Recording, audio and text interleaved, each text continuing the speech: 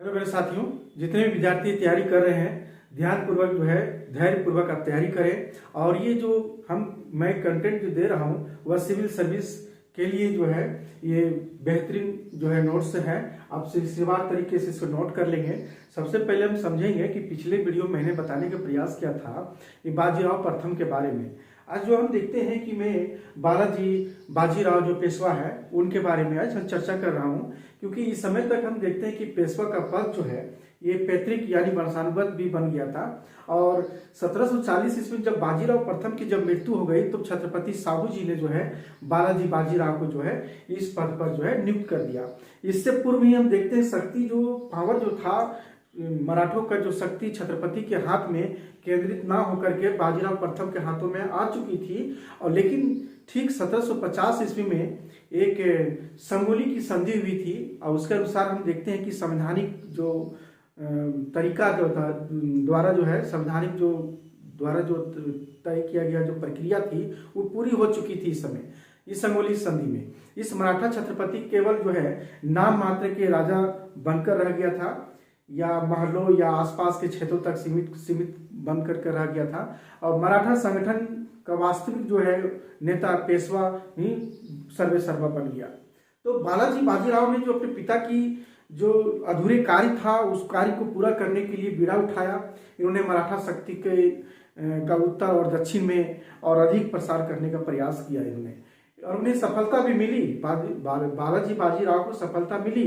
यहाँ तक कि जो उड़ीसा से लेकर सिंध तक यानी कटक से लेकर अटक तक जो है मराठा साम्राज्य की जो है बिगुल बजने भी लगी थी। मराठा सामंतों ने जितने भी थे भारत में अनेक स्थानों पर अपना प्रभुत्व जमाने का प्रयास किया और जो प्रशासन को जो है अपना प्रभुत्व स्थापित करके जैसे गुजरात, मालवा, बुंदेलखंड और यहाँ तक कि जो है प्रशासन जितने भी थे वो अपने अधीन में करने का पूरा प्रयास किया और अपने अधीन किया भी।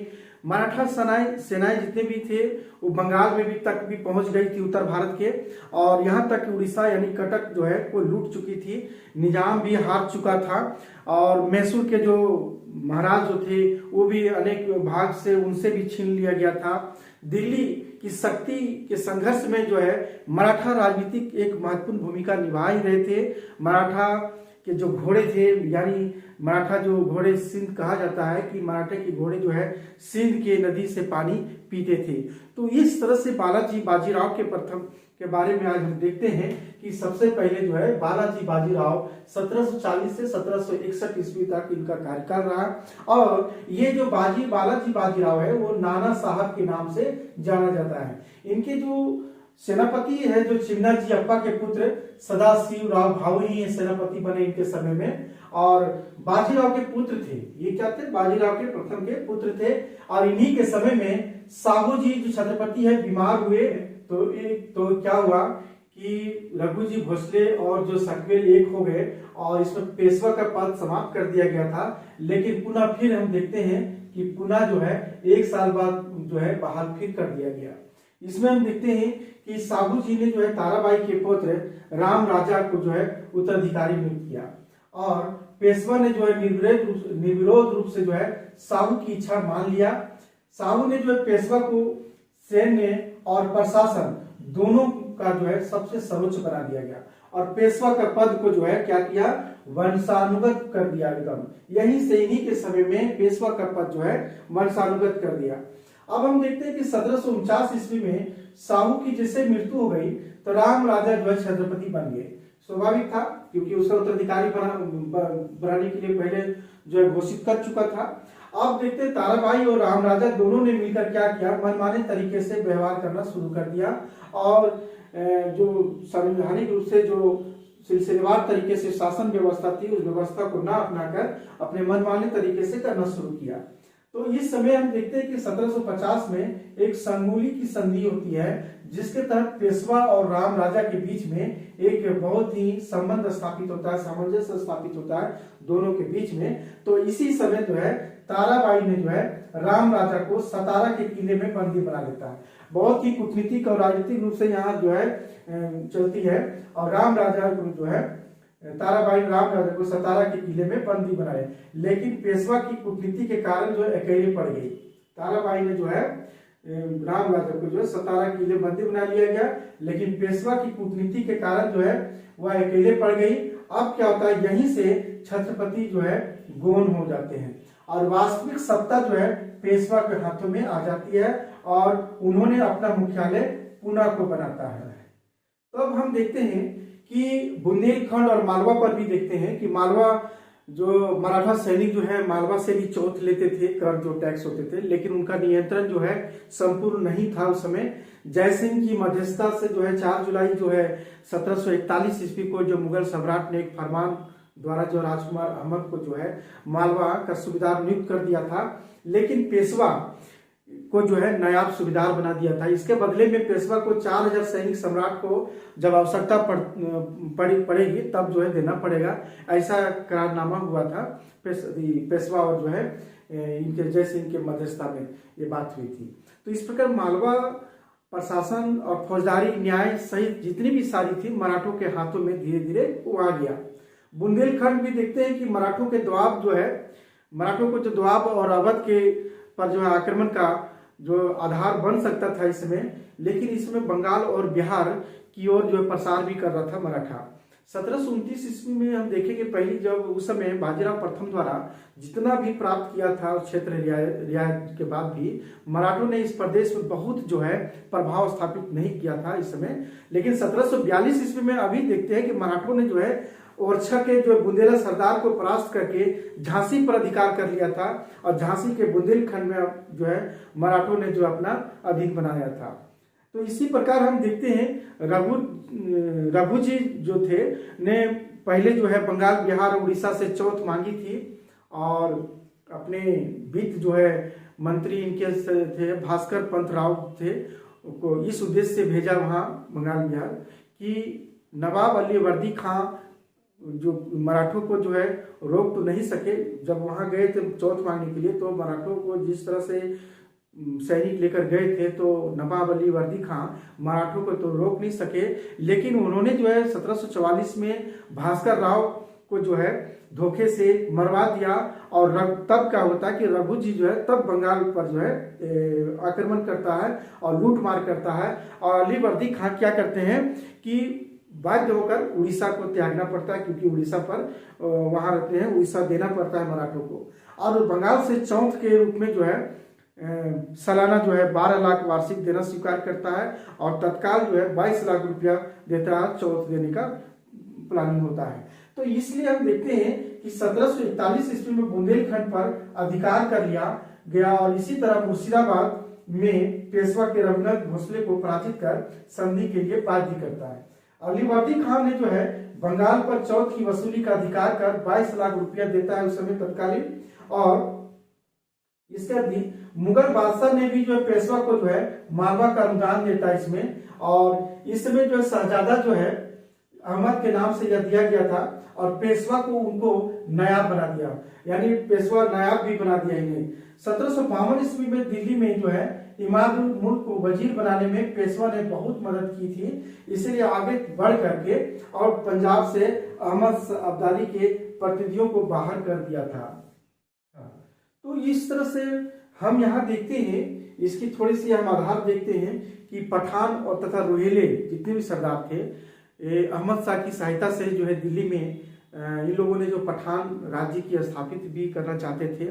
दरबार के बहुत ही षड्यंत्र के कारण मराठों को भी दिल्ली की राजनीति में हस्तक्षेप करने का भी जो है मराठों को अवसर मिला। और 1751 में घटना घटित होती है कि दिल्ली के 1751 में जो अब्दाली के जो आक्रमण होती है भारत पर, वह भयभीत होकर सफदर जंग जो है मराठों से सहायता मांगने के लिए आता है।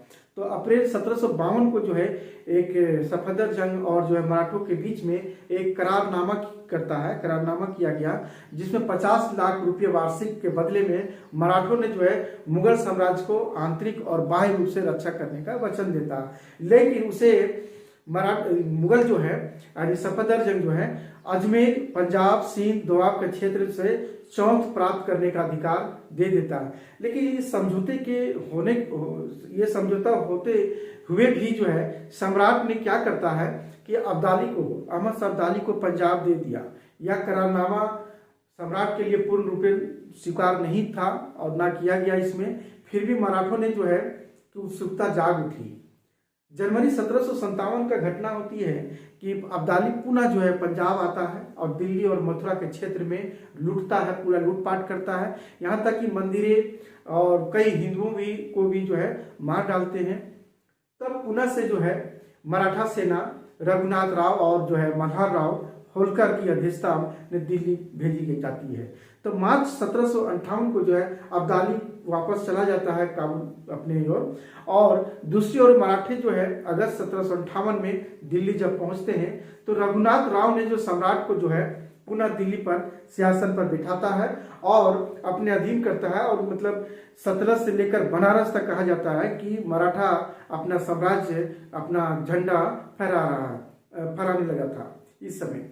तो अप्रैल 1758 ईस्वी को जो है मराठों ने जो है लाहौर से जो है अब्दाली के जितने भी एजेंट था उस एजेंटों को निकाल करके सभी जितने भी समस्त पंजाब पर भी था, पंजाब से भी हटा करके और वह अधिकार कर देता है मराठा। तो यही देखते हैं कि जो है कि ये हमारा 1752 दिल्ली में इमाम मुल्क को वजीर मदद की, आगे चलकर पंजाब से अहमद शाह अब्दाली के प्रतिनिधियों को बाहर कर दिया, जिसके कारण अब पेशवा और अहमद शाह अब्दाली के बीच में युद्ध का निश्चित हो गया कि अब तो युद्ध होगी।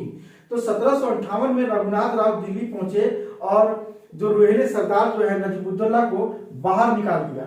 ये जो है रोहिले सरदार जो था नजीबुद्दौला को बाहर निकाल दिया। अब जो है यह युद्ध होना पानीपत का तृतीय युद्ध स्वाभाविक हो गया।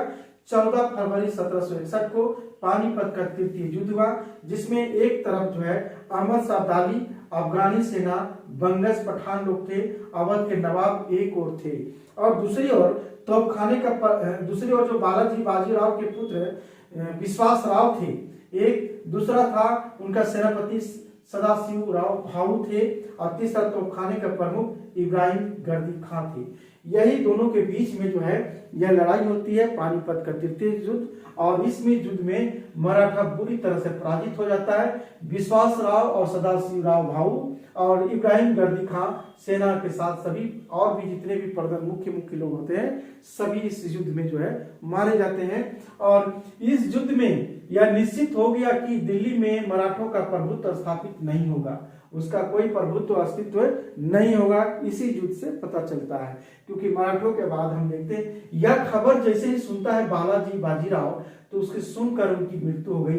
और ये हाल की खबर जैसे सुनती है एक पत्र में लिख डालता है, और यह क्या लिख डालता है जो परीक्षाओं में भी कई बार इनका कोटेशन, इसका स्टेटमेंट दिया रहता है, आप लोग ध्यान रखेंगे। 2 मोती टूट गए हैं, सोने की मोहरें खो गई हैं, और चांदी तांबे की हामी का अनुमान ही नहीं हो सकता है। यही जो है हमारा बालाजी बाजीराव ने जो है ये कहा मरते मरते तक।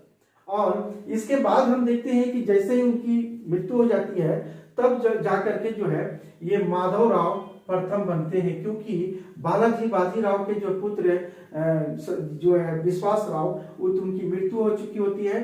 तो बालाजी बाजीराव के इनके भाई जो थे माधव राव प्रथम को पेशवा बनाया गया, क्योंकि ये पेशवा का पद क्या था, वंशानुगत बना दिया गया था। तो 1761 से 1772 तक इनका कार्यकाल रहा।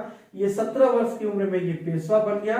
रघुनाथ राव जो है यानी बालाजी बाजीराव के छोटे भाई के रूप में थे, माधव राव प्रथम थे, लेकिन रघुनाथ राव जो थे इनके संरक्षक बन गए। अब हम देखते हैं एक तरफ जो है इनके पास 2 समस्याएं उभर कर सामने आई, पहली आंतरिक और दूसरी बाह्य कारण। 2 कारणों से इनका जो है सबसे बड़ा संघर्ष था। पहला था आंतरिक शत्रु और बाह्य शत्रु में। आंतरिक शत्रु में अपने ही जो है रघुनाथ राव जो मराठों के लिए बहुत ही हानिकारक साबित हुए, हानिकारक के रूप में हुए, बहुत बड़ा। दूसरा था कि निजाम और हैदर अली और अंग्रेज भी शामिल था, इन दोनों को निपटाना था इनका सबसे बड़ा इनका काम था। इधर हम देखते हैं निजाम ने जो है चौंक देने से इनकार कर दिया था, और 1763 में हम देखते हैं कि निजाम के विरुद्ध युद्ध हुआ, निजाम पराजित हुए। इसमें इसी के अंतर्गत देखते हैं कि 1763 में राक्षस भुवन की संधि हुई निजाम के साथ, जिसके तहत क्या हुआ, निजाम ने पानीपत के बाद जो है हस्तगत किए क्षेत्रों को, जितने भी पानीपत में हस्तगत किए थे निजाम ने, उन क्षेत्रों को वापस जो है कर दिया किसे, माधवराव प्रथम को। और बहुत दिनों तक यह शांति उस समय तक बनी रही। फिर बाद में देखते हैं एक घटना घटती है 1765 ईस्वी में, वह है नागपुर के जो भोंसले वंश के जानोजी भोंसले को संधि के लिए विवश किया गया, जिसके अंततः क्या हुआ, 1769 ईस्वी को यानी 1769 ईस्वी को कंकापुर की संधि हुई, जिसके तहत क्या हुआ कि बुरी तरह से कमजोर कर दिया गया इसे, और वे 1769 ईस्वी से 72 ईस्वी तक पेशवा के भक्त बने रहे। कौन, नागपुर के भोंसले वंश के जानोजी भोंसले।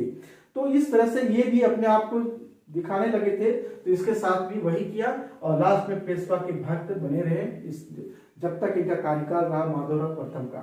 इसके बाद एक देखते हैं 1761 में कि ढोड़क के युद्ध हुआ था। माधवराव प्रथम ने रघुनाथ राव को पराजित किया था, यानी रघुनाथ राव और माधवराव क्योंकि संरक्षक था, दोनों के बीच में जो है खटपट हुई और ये माधवराव प्रथम ने रघुनाथ राव को पराजित किया और पुणे के किले में कैद कर दिया। रघुनाथ राव को क्या किया, पुणे के किला में कैद कर दिया गया। रघुनाथ राव इससे निपटना था। तो अब हम देखते हैं कि हैदर अली के साथ कोई भी निश्चित समझौता नहीं किया, हालांकि कुछ क्षेत्र को वापस कब्जा किया था, लेकिन इन्हीं के समय में प्रथम जो है आंग्ल मैसूर युद्ध भी हुआ। इन्हीं के समय में प्रथम आंग्ल मैसूर युद्ध हुआ। इनके एजेंट के रूप में महादजी सिंधिया और मल्हारराव होलकर ने दिल्ली की राजनीति में प्रवेश किया। इसी समय के एजेंट के रूप में जो है, यानी माधवराव प्रथम के एजेंट के रूप में महादजी सिंधिया और मल्हारराव होलकर ने दिल्ली की राजनीति में प्रवेश करना शुरू किया। अब हम देखते हैं इन्हीं के संरक्षण में 1772 में शाह आलम द्वितीय को दिल्ली में प्रवेश हुआ और हम देखते हैं कि 1772 में माधवराव प्रथम की मृत्यु हो गई और महादजी सिंधिया की दिल्ली की से वापस आ गया। तो इस तरह से हम देखते हैं कि माधवराव की जिस तरह से इनकी मृत्यु हो गई और महादजी सिंधिया और होलकर सब वापस आ गए दिल्ली से, तो अब हम देखते हैं कि पेशवा का पद जो वंशानुगत होती है वह नारायण राव फिर बनते हैं 1772 से 73 ईस्वी के बीच में। लगभग 6 महीने के लिए बनते हैं और गद्दी पर बैठते हैं, क्योंकि रघुनाथ राव को जो है कैद से जो छोड़ दिया गया था उसे नारायण राव का संरक्षण बनाया गया था इस समय। और रघुनाथ राव ने जो 1773 ईस्वी में पेशवा नारायण राव की फिर हत्या कर दिया और नारायण राव की हत्या में जो है मराठों में बहुत ही हलचल मच गई, जागृति है लोगों में। और मराठों में जो है माधवराव प्रथम के पुत्र यानी सवाई माधवराव या माधवराव द्वितीय को पेशवा बनाया गया।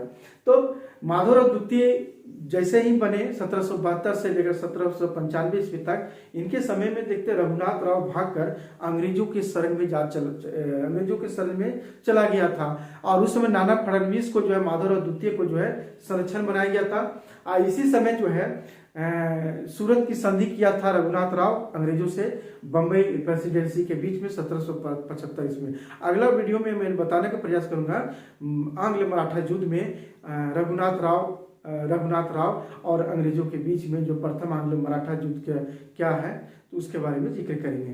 तब तक क्लास यहीं समाप्त करते हैं।